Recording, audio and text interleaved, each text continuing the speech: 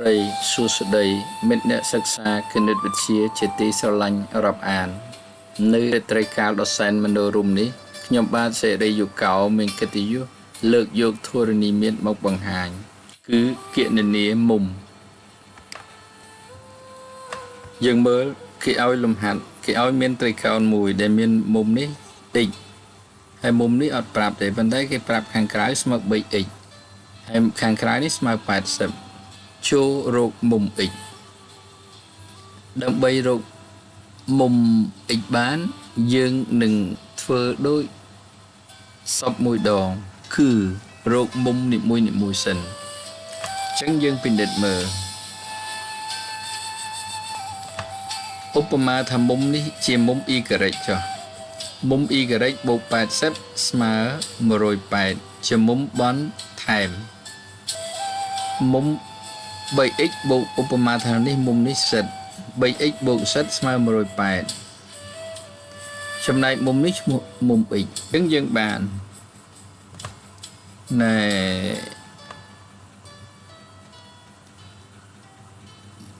មុំ y បូកមុំ80ស្មើ180នេះមុំ y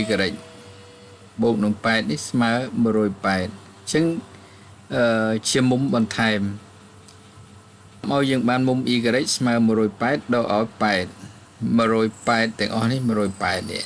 180ដក8នេះចេញសល់100អញ្ចឹងមុំ y នេះស្មើ100ចំណែកមុំ z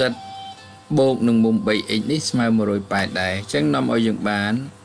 ទាញជាមុំ z មកស្មើ180ដក 3x ហើយមុំ x នេះបូកនឹងមុំនេះគឺមុំ z មុំ z ចាំមុំនេះមុំអីមុំ y អញ្ចឹងយើងចំនួនមកមុំ x បូកឲ្យមុំ y បូកមុំ z ស្មើ180នេះគេហៅថាផលបូកមុំក្នុងត្រីកោណយើងចំនួនដោយមុំ x ស្មើនឹង x មុំ y ស្មើ100ដឺក្រេបូកនឹងមុំ z ស្មើ180ដក 3x អញ្ចឹងយើងគណនាមើលយើងឃើញ x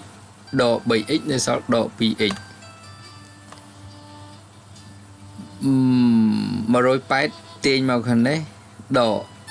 180ហើយលេខ100ទាញមកខាងនេះទៅជាដក100អញ្ចឹងយើងនឹងឃើញ180 2x ដក 3x បូក x នៅសល់ដក 2x ដក 2x ស្មើ180ដក180 0នៅសល់ដក100អញ្ចឹងយើងឃើញថាដក 2x ស្មើដក100អញ្ចឹងនាំឲ្យយើងបាន x ស្មើដក100ចែកឲ្យ2ស្មើ50ដូច្នេះមុំ x ស្មើ50ដឺក្រេធ្វើការពេលថ្ងៃដើម្បីចិញ្ចឹមគ្រួសារធ្វើការពេលយប់